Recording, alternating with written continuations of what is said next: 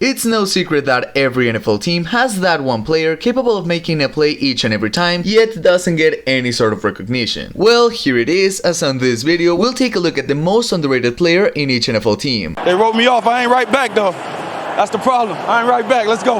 If you have a different opinion, make sure to comment down below who you think is the most underrated player in your favorite team. Anyways, let's waste no more time and start right away with Matt Milano. The Bills linebacker has been one of the best ones in the entire league. Still, pretty much nobody even talks about him, even though his stats are remarkably good and he's one of the key pieces of this defense. Then we have Kader Kohou for the Dolphins. He signed with them as an undrafted free agent last season, and oh boy was it a good pickup. Kohou managed to become a starter corner in the team and he has the potential to eventually be a star, yet not a lot of NFL fans know about him. Moving on, we have Devonta Smith. He surely isn't the most underrated player out there, but we're talking about the Eagles. The team is stacked. Smith could be a #1 receiver in pretty much every single team, but he currently sits behind AJ Brown, which is why I think he may be kind of underrated. Up next, we have Talanoa Hufanga for the 49ers. Last time I made this type of video, he was a pick, and once again, there's no doubt in my mind. I would dare to say he's close to being a top 5 safety, yet nobody gives him any sort of credit. Watch him play and you'll see what I'm talking about. Dude's a beast. Now for the Steelers, I have Alex Highsmith. The dude had 14.5 sacks last season, which is honestly impressive, especially since T. Watt was injured for part of the year. Still, nobody talks about him, and there are a lot of NFL fans who don't even know who he is. God, I would even dare to say he's a top 15 edge rusher. Could easily be in the top 10 conversation soon. Then we have JC Horn. The Panthers cornerback has quietly become one of the best ones in the league. After a season-ending injury in his rookie year, he managed to have an amazing breakout in 2022, which is why I think he's hugely underrated. Up next, we have Treylon Burks. Look, he's very talented, and we weren't really able to see him play to his full potential. I'm not expecting a breakout year, especially due to the quarterback situation in Tennessee, but one thing's for sure, Burks is way better than what his stats show. Up next for the Bengals, I have Tyler Boyd. He plays under the shadows of Jamar Chase and T. Higgins, so naturally, he doesn't get a lot of attention from the media. Regardless, his production has been quietly good, and his stats would be worthy of a #2 receiver in pretty much every other team. Now for the Raiders, I have Jacoby Myers. Fun fact, he's the only receiver in NFL history to throw a game-winning touchdown for a team he didn't play for. No, but jokes aside, Myers is actually quite talented, and I feel like he realistically has the potential to be Las Vegas #2 wide receiver under Davante Adams. Then we have Jared Goff for the Lions. 29 touchdowns paired with 7 interceptions. Those are some top-tier numbers right there, and his 4,400 yards are no joke. He was amazing last season, but due to his previous career struggles, fans don't seem to be able to recognize how good he played last season. Now for the Buccaneers, I have Antoine Winfield. He's not a top 5 safety, but he's definitely one of the best ones out there. I feel like last year he went under the radar, but still managed to produce and have some solid stats. Moving on to the Jets is Corey Davis. This guy is talented. I mean, he's been as reliable as you can be for a while, but he plays for the Jets. And I'm not saying this because I think they're bad, but because Garrett Wilson is getting all the attention, and with Aaron Rodgers getting his old pals to join him, Davis is the odd one out who doesn't get any attention. Moving on to the Chiefs is Trent McDuffie. He was a rookie last year, and still his impact on the Chiefs is already huge. He was injured for some time last season, and when he was out, the Chiefs defense just wasn't the same. He has become one of the key pieces of this squad, and his production will only go up next year, and yet nobody's talking about it. Now for the Browns is Donovan Peoples-Jones. With all the Deshaun Watson drama and the Browns getting Amari Cooper last season, it's understandable why Peoples-Jones didn't get a lot of attention. Still, he managed to surpass 800 yards last year, and honestly, he's shown quite some potential to be a great receiver. Up next, Alexander Mattison. The Vikings running back shared some snaps with Dalvin Cook last year, and well, he looked pretty good even though it wasn't a huge workload. However, he's said to be the team's #1 back, so don't be surprised when he surpasses 1,000 yards easily. Then for the Falcons is Tyler Algier. The guy was a rookie in 2022 and he just balled out. Over 1,000 yards and 4.9 yards per carry are some insanely good numbers for a rookie. Yet the Falcons got Bijan Robinson in the draft, so all the attention is going towards the Texas product instead of going towards a guy who already proved he's capable of being a great starter in the league. We now have our third running back in a row in Tony Pollard. Unless you play fantasy football, you probably haven't noticed a lot of hype about this guy. Well, that guy pretty much beat Ezekiel Elliott for the starting job in Dallas, and he's set to leave this team next season. And even then, people wanted Dallas to grab a running back in the draft. I mean, Pollard can be an number 1 running back. Up next is Joshua Palmer for the Chargers. He's behind Keenan Allen and Mike Williams, so that's probably why he isn't talked about that much, and if that wasn't enough, the Chargers drafted Quentin Johnston, so there's a high likelihood Palmer will get even less attention from the media this season, and still, he will most probably put up some number 2 receiver numbers, you'll see. Moving on, Kyle Dugger for the Patriots. Safety as a position group is usually overlooked by most fans, but Dugger is not only overlooked, but he's also a complete stranger for a lot of NFL fans. His stats were really good last year, I mean, he even had 2 pick sixes. He's going into his 4th year, and I'm sure he has the potential to keep improving. By the way, I just released these 23 shirts, so Pats fans, I'm sure you'll want to check them out. Anyways, now for the Colts is Alec Pierce. Honorable mention to Isaiah Rodgers, who was underrated until he decided to screw over his career. But that aside, Pierce had a solid rookie year in 2022, getting near 600 yards with arguably the worst quarterback situation in the NFL. I think the potential is there, the problem is he isn't in the prettiest situation. Up next is Darnell Mooney. The Bears traded for Chase Claypool in the middle of last season, so understandably the media didn't care much about Mooney, even when he was making plays like this one. Mooney has been underrated ever since he got into the NFL, but Chicago's situation makes things even worse, especially given Justin Fields' style of play. Now for the Ravens is another receiver in Devin Duvernay. The only way he can get the attention is by making some insane kickoff returns, which he's actually pretty good at. However, as a wide receiver, he just got buried on the depth chart this offseason, so you probably won't hear a lot from him, even though he's a really good player. We now have another wide receiver in Tim Patrick. Back-to-back 700 yards while having a terrible quarterback situation, and being the number 3 receiver is amazing. Patrick is never talked about, yet he has been producing ever since he got to the NFL, and I actually think his numbers will go up next season. Moving on, Dameon Pierce. The Texans rookie showed flashes of potential last year with some breathtaking plays. His season unfortunately ended with an injury, but he still surpassed 1100 total yards last season. He's an absolute beast, and hadn't he gotten injured, he could have had a shot at the Offensive Rookie of the Year award. Then for the Rams is Cam Akers. His career has been a roller coaster, so of course people are going to doubt him. However, 2023 is set to be his first full season as a starter, so I actually think he'll be able to make some plays happen. You know, the talent is there, it just needs a little push. Moving on, Brian Robinson. The Washington running back situation is quite interesting, with him and Antonio Gibson fighting for the starting job, which as of now belongs to Brian Robinson. Oh, and in case you had forgotten, he's the guy who got shot in the leg and then proceeded to become Washington's number 1 back. He's definitely him. Up next for the Jaguars, Zay Jones. Fantasy players know this guy, but the rest of NFL fans probably don't know much about him. His stats were pretty good in 2022, and I think he's underrated going into 2023 because all the news are focusing on teammate Calvin Ridley, who didn't play last season due to a suspension. Then Zaven Collins. He's been slowly improving, and I believe he has the potential to be an amazing player. When he was drafted, people doubted him big time, so he's been under the radar his entire career. Well, it's now his turn to show everyone what he's truly capable of. Moving on, Darius Slayton. Everyone talks about how the Giants receiving room just sucks, and they often forget to mention how Slayton is actually a good player. His stats aren't the flashiest, but neither is his quarterback. Regardless, I feel like Slayton doesn't get talked about enough, even if he isn't a top tier wideout. Now for the Packers is Romeo Doubs. He got his time in the spotlight last season, but then Christian Watson appeared, and well, Doubs was forgotten. Still, he seems to have what it takes to be a good receiver, and I feel like in 2023, he'll be even more underrated given the quarterback situation over in the Bay. Now for the Saints is Derek Carr. Historically, he's an amazing quarterback, and his numbers back that up easily. His time with the Raiders ended poorly, but he still has the potential to be a solid QB. What baffles me is the fact that he's obviously an upgrade from last year's New Orleans quarterback situation, yet nobody seems to even notice it. And finally for the Seahawks is Geno Smith. His stats were incredible in 2022, and honestly his comeback is amazing given that everyone was saying he was a terrible quarterback. He's an old player, yes, but he could still make a case as a top 10 quarterback next season. Anyways, thanks for watching this video, and if you did, make sure to subscribe so you don't miss out on the next one.